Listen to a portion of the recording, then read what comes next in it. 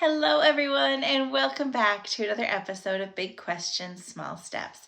My name is Amanda, and I'm so glad that you could join me today. Today, we are going to continue on with our series learning about different Christian denominations and what makes them special, different, their beliefs, how they came to be, all of that.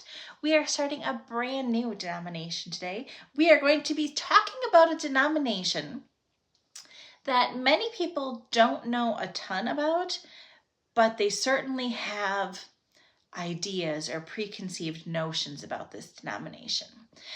It is one that was personally requested by my amazing boyfriend. And so, if you think you might know what it is, if you're ready to begin, we are going to start learning today about the Pentecostals. If you're ready, let's hit the intro and we'll begin.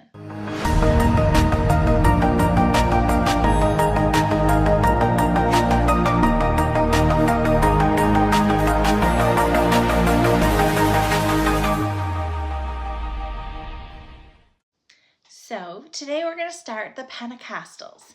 Now, many people, when you hear the denomination of Pentecostals, you may think of, oh, those are the people that play with snakes or drink poison or speak in tongues or fall on the ground. They may be considered, oh, those are the people who are erratic and rather extreme. They also may be the ones who are viewed as very friendly, warm, and welcoming. They are very passionate people. We on this channel aren't here to judge. We're here to learn about other denominations so we can understand and appreciate the uniquenesses that each of us brings. We are going to, just like with every other denomination, we're going to start at the beginning. We want to find out how this denomination came to be. What do they believe? Do they have specific texts that they use to support these beliefs? How do they live their lives? Are there certain sacraments or practices that they incorporate? Do they have certain holidays they celebrate? Yes, for the Pentecostals, we're also going to talk about some of their practices as far as snake handling, speaking in tongues, faith healing, things like that. And we're going to talk about who celebrates that and who doesn't. And we're even going to talk about when you're through with this series, if you feel like the Pentecostals are the ones for you, we're going to talk about how one might convert to being a Pentecostal. Because, again, we're here to learn with each other, right? So let's start at the beginning. Where did the Pentecostals start from? How did they start? What do they believe? We're going to start today with the history because you have to know where you're coming from to know where you're going to go, right? Okay, so the Pentecostals actually began as part of what's known as the Holiness Movement. So if you recall, there was the Reformation in England, and there was the Second Awakening, they called it, in the Americas, when people would start to question what was going on and really wanted to develop an individual faith or connection to God, right? So the holiness movement actually occurred between the 18th and 19th centuries, and it was basically characterized by charismatic teachings in England. So it was a real personal connection. It was powerful speeches. It was supposed to move you, draw you nearer to God, make you want to develop that relationship. Okay, so pulling from that, it also drew on practices from the Baptist, Presbyterian, and Methodist movements.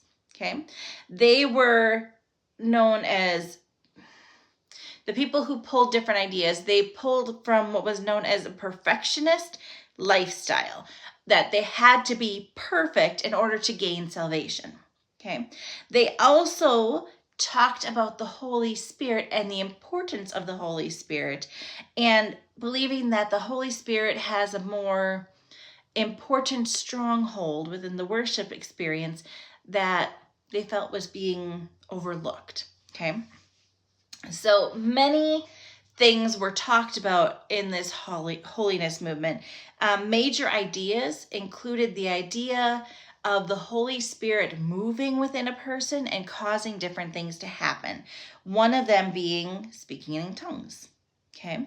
Another one being the free will theology, knowing that you have a choice and your choices dictate what's going to happen, how God's going to show he loves you. Okay. Now, moving on from there, let's talk about before the Pentecostal movement came. We know that it had roots back in the holiness movement. But what exactly are those roots? Let's get a little bit more details to it, okay? So, in the holiness movement, again, it was the heart of the Methodist, Baptist, and even the Presbyterian movement. At the end of the 19th century, there was a man named John Wesley. And he had this spark of an idea as he was in talking to different people about what was known as an entire sanctification, a perfect love, or Christian perfection. Like I said, that this would be a gift from God, and it was a way for God to share with people a second blessing or a way to show that they are favored. And this would be known as like something that would happen because of the Holy Spirit. He was doing some thinking from different presentations that he had heard, and he really felt like this was something that God was telling him to pay attention to. That there was a way to determine who God loved and how much you were connected with God by what God showed to you. So there was another movement that was starting to happen around the same time as the holiness movement. It was called the Keswick Higher Life Movement. And this really flourished in England in particularly. In 1875 was really the peak. It was developed by various figures and groups from a bunch of different denominations. They basically talked about how to have a stronger connection with God. What would that look like? What would it feel like? What would you see? How would that impact your life if you had a higher relationship with God? So people that were at this gathering, because it's important to know who the people are, was John Wesley, who was an English theologian. A lot of different denominations start with the Wesleyan theory from him. There's also John William Fletcher. He was a well-known Methodist leader. There was Adam Clark, again, another well-known Methodist leader. There was a woman named Hannah Whitall Smith. She was a holiness leader in the Americas. There was a man named Evan Hopkins. He was an evangelical leader from South America. And the last person in this group was W.H. Moberly. It was a British man who was very strong in academics. He was more of the rational thinker. Let's not get too emotional. Let's focus on the facts. So all these different people were gathering together, and they were talking about the possibility that the Holy Spirit had a bigger role in one's life than just being part of the Trinity. Certainly being part of the Trinity was important, but perhaps this Holy Spirit could also be a way for God to show how much he loves his people and how the Holy Spirit could essentially take over one's soul or one's body, and it could show that that is a select person from God in a whole new way. So there was great discussions on it. Basically what happened was they took those ideas and they went back to their respective worship places, and they tried to embed different things. They tried to incorporate more speeches and presentations about the Holy Spirit and how you will feel different if you are acting in a certain way because you're showing God love and God is showing you love in return. Okay. Then there was this concept of a second blessing. A second blessing. So many people believe the first blessing happens when you're baptized. Then there's this idea of a second blessing. This was started by Charles Fox Parham, William J. Seymour, J.H. King, and Thomas Ball Barrett.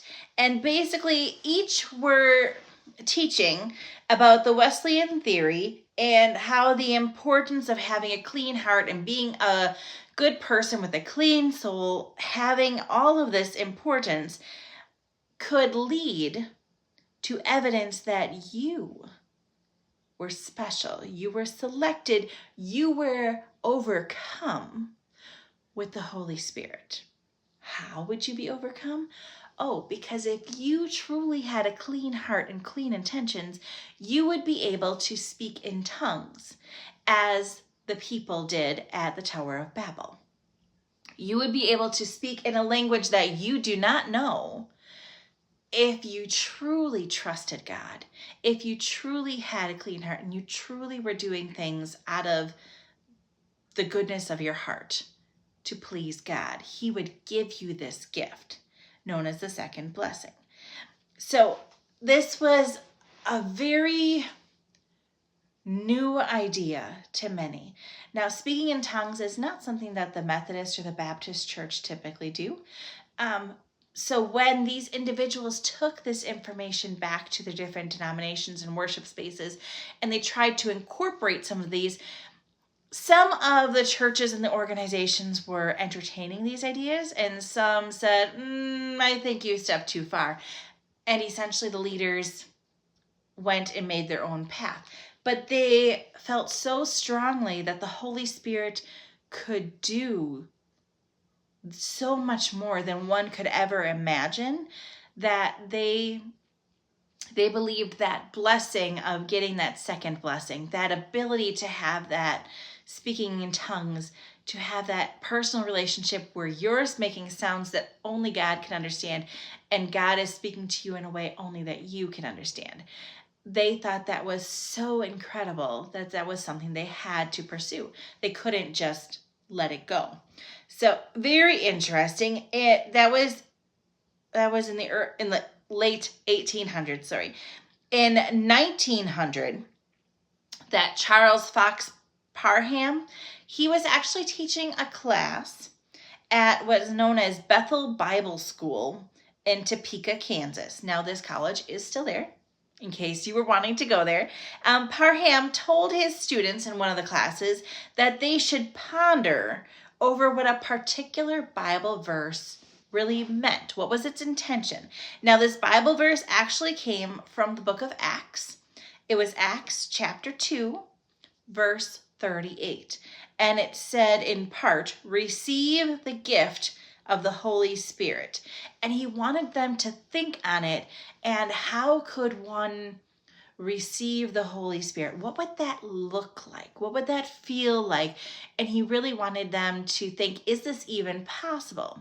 So he basically challenged them. He said, I'm going to leave for 3 days. You guys think about it. When I come back, let's have a discussion. Okay, so he leaves. They continued to talk about it. He came back, and upon his return, his class collectively agreed that if the Holy Spirit were to descend on an individual, that they would be able to speak in tongues just like what happened at the Tower of Babel.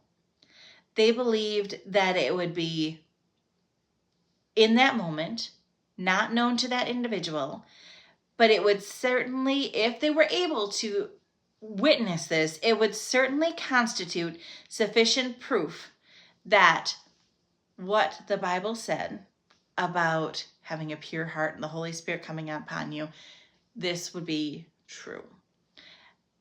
And so near the end of 1900, they were getting ready for the new year. And they thought, okay, new century is upon us. We're going to try this out. And I can only imagine what it was like to be in that class, to have those discussions and to basically sit around and say, okay, so let's see what's going to happen. I can imagine the hesitation and the excitement and the wonder and the skepticism at the same time of what they could be feeling. So anyways, like I was saying, on New Year's Eve, Parham and his students gathered together. They figured that New Year's Eve was the perfect time to start a new century on this new foot. Okay, so Parham and his students gather New Year's Eve, and they prayed for the gift of the Holy Spirit to come upon their group. Okay. One of the students felt so moved that she even asked the teacher to pray for the gift of the Holy Spirit for her. So he put his hands on her because that's something that they had a practice of doing. Of if you physically touch somebody, that prayer is more intensified, essentially. So he put his hands on her shoulder and on her head, and the prayer was more intensified within her. He asked for the Holy Spirit to come upon her, and the whole group asked for the Holy Spirit's presence to be made known. Now, on the first day, so January 1st, first day of the new century, the student that was being prayed over did, in the presence of all the other students and the teacher, begin to speak in tongues. Now, the tongue that she was speaking at that time actually happened to be a dialect of Chinese that she didn't know at all. And she was stuck, for lack of a better word, that she was only able to speak Chinese for the next 3 days. She couldn't speak any other language but Chinese, even if she tried. As a result, this experience, because not only did the person who had been prayed over requesting the Holy Spirit, she began speaking in tongues, and after she spoke in tongues, many of the other students also experienced moments where they were speaking in tongues, all in different languages. And it was startling and impressive and awe-striking all at the same time. And scary because you didn't know exactly what was going on. I can only imagine waking up and only being able to speak French, for example, because I know nothing of French. So that's just intriguing. So having this experience, Parham, the teacher, formulated different presentations and publications that basically said speaking in tongues was biblical evidence of the baptism of the Holy Spirit, and he began teaching others about how they can then manifest the Holy Spirit's presence in their life. Okay, so all these different movements, certainly if you have a teacher who is able to do this, it would certainly be interesting. And some people may say, I'm just going to follow whatever he says, and wherever he leads, that's where I'm going to go. And many people did. They started a separate movement known as the Apostolic Faith, and it really was developed more fully under Parham. And it focused very heavily on spreading the power of speaking in tongues, and inspired by acts otherwise that they believed God was speaking to them and the Holy Spirit was pouring into their lives. So basically, it was focused on the speaking in tongues. That was the second blessing that did show up. But they thought there was more ways that one could receive a second blessing besides just speaking in tongues. So they were spreading that note or that news out to other people. They also believed that by receiving this second blessing of the speaking in tongues, that meant that it was a sign that the end times was imminent, that it was going to be coming. We didn't know when, but because there was this gift of speaking in tongues, that was indicative that the world was, as we knew it, was going to end. So there was a call to bring the world to salvation before Christ came in the second coming. So their message and their practice was a very urgent, very passionate one of, you have to accept the Holy Spirit into your life. They can do these amazing things. You need to do it now without delay because the world's going to end. So definitely a strong push.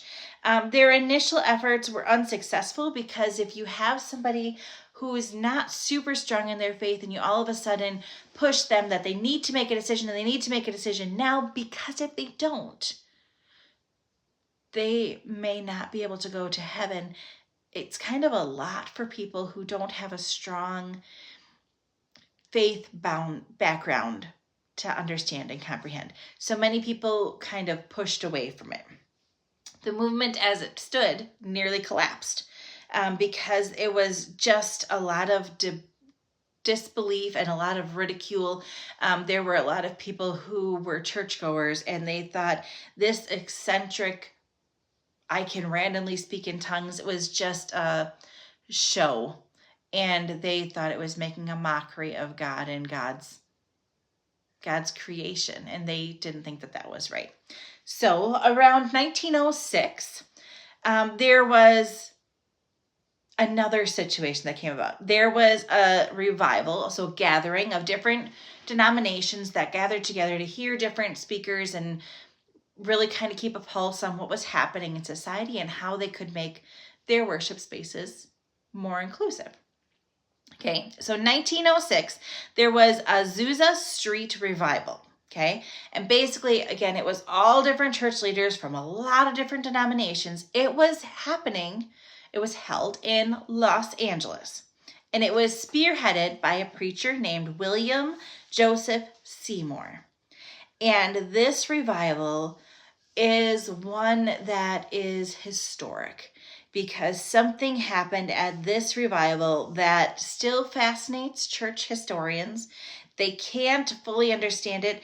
There is no full documentation or explanation of what happened and why it happened. It just was this intense emotion and intense experience that forever changed all the people that were there. Now, kind of did a big lead up to that, didn't I?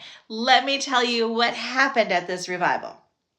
So before this revival, I need to back up just a bit. So this preacher, William Joseph Seymour, he saw that there was a need for people in the Los Angeles area.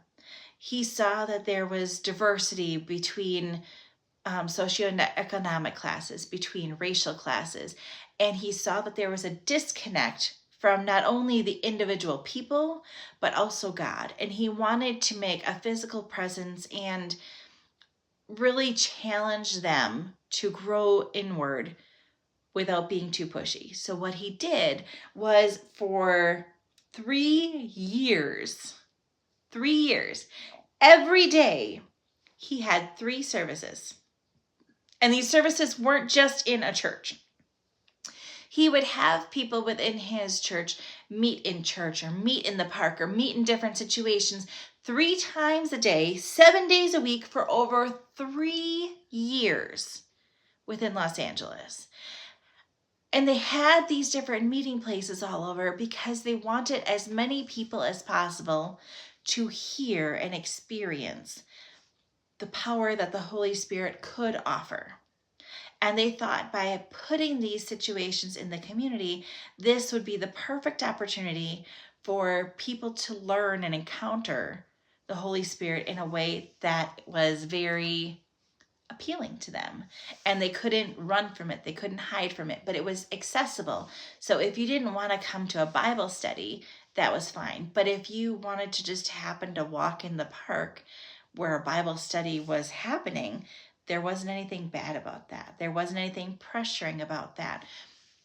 There was ways that people would interact through the Bible studies and through different activities and outreaches that they would do, that it really essentially tore down the divides that were happening within Los Angeles, between the socioeconomic status, between the racial segregations, between all of that. Regardless of your denomination even, there were these walls that were being taken down, and it was amazing. It was just amazing. So as these 3 things are happening, this revival is coming to Los Angeles. So what happened was, in this Los Angeles community, again, it was the spiritual center of rich and poor mixing together, Black, white, Latino communities mixing together in a very close space. You saw these boundaries. They were starting to be broken down by all these different worship experiences. And these individuals at this conference, they started with the songs and the praise of the revival, like was typical for most revivals, but the people from the community were at this revival, and they were so engaged in what was happening, and they were so filled with the Holy Spirit that these people from all over Los Angeles, intermixed with all these different leaders from around the country, not around the world, around the country, started speaking in tongues. And they started having these really elaborate and engaging and excited interactions that other worship leaders hadn't experienced in their own worship services, and they didn't quite know what to experience or what to think of this active worship experience. They thought it was very attractive to many who were struggling within America. They thought it certainly would be attractive to people who were struggling around the world.